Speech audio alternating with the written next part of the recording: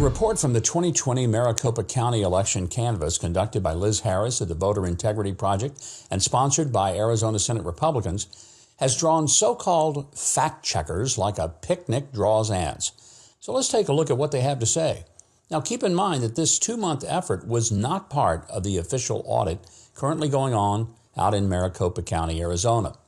The huge official one has no set deadline, and it keeps stretching into the future because, according to auditors, they haven't been getting cooperation from either state officials or Dominion voting systems who have withheld the materials the auditors say that they need.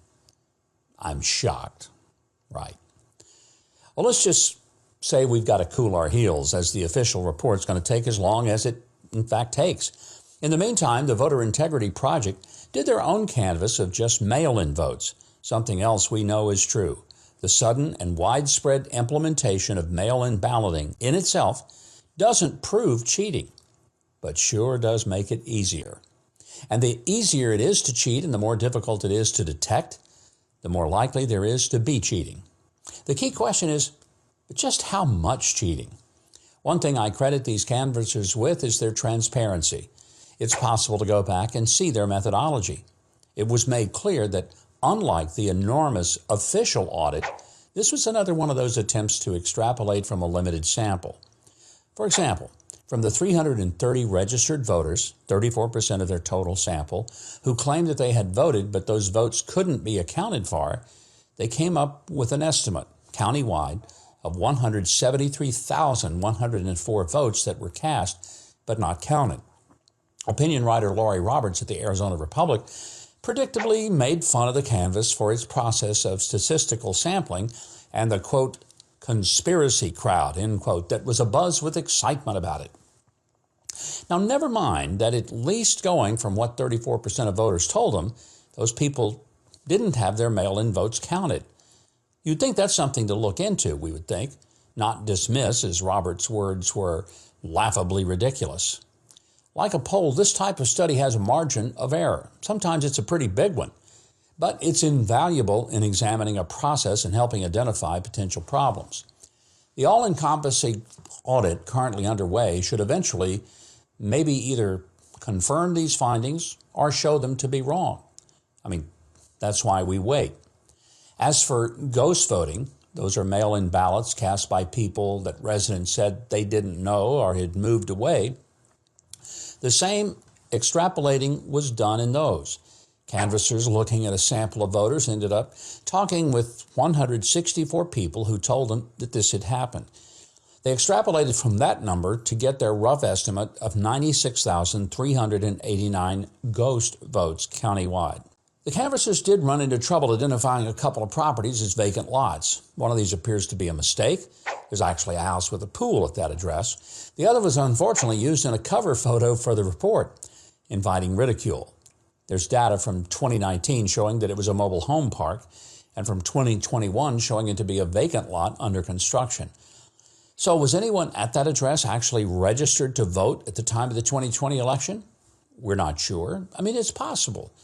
But the issue with that one property is just a small part of the big picture this canvas paints, the one that the debunkers desperately want to turn your attention from. As Steve Bannon said of Liz Harris during a recent interview, she never states here that this is definitive or final, but this is why you need a full canvas to be part of a full forensic audit. That's exactly right. But it doesn't matter to the agenda-driven fact-checkers who are determined to discredit any challenge to the 2020 election. They're jumping all over this as if it were intended to be a definitive accounting. That's what Lead Stories does. They criticize Harris for using only rough reckoning, when of course that's all it's intended to be, and given realistic budget constraints, it's all it really can be. Lead Stories also points out that there are problems when people are just asked for their responses because they don't always answer accurately. And that's right, people might not want to tell the truth or they might not remember correctly. Of course, this is the same problem pollsters have. But again, Harris's report is not intended to provide a perfect, definitive vote count, just an idea of how bad the problems were with all those mail-in ballots in 2020. In a state with a tiny margin of victory of just over 10,000 votes, These problems essentially render the real election outcome unknown. For this reason, the report proposes banning mail-in voting.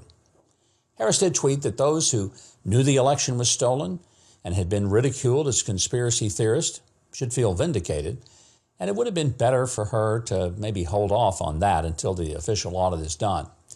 In the same way, Gateway Pundit should not have oversold this as they did. As bad as the results look, it's not time to decertify the Arizona election at this point, which is not to say we won't get there. But to the so-called fact checkers, I say, you dissected Harris's study so that you could prove she didn't prove those numbers when she wasn't even claiming to. And of course, so you could get in some digs at the right. I think your main goal here was to pull focus from the real takeaway, which is that there are massive problems with mail-in ballots and even more reasons to suspect the Biden win in razor-close Arizona.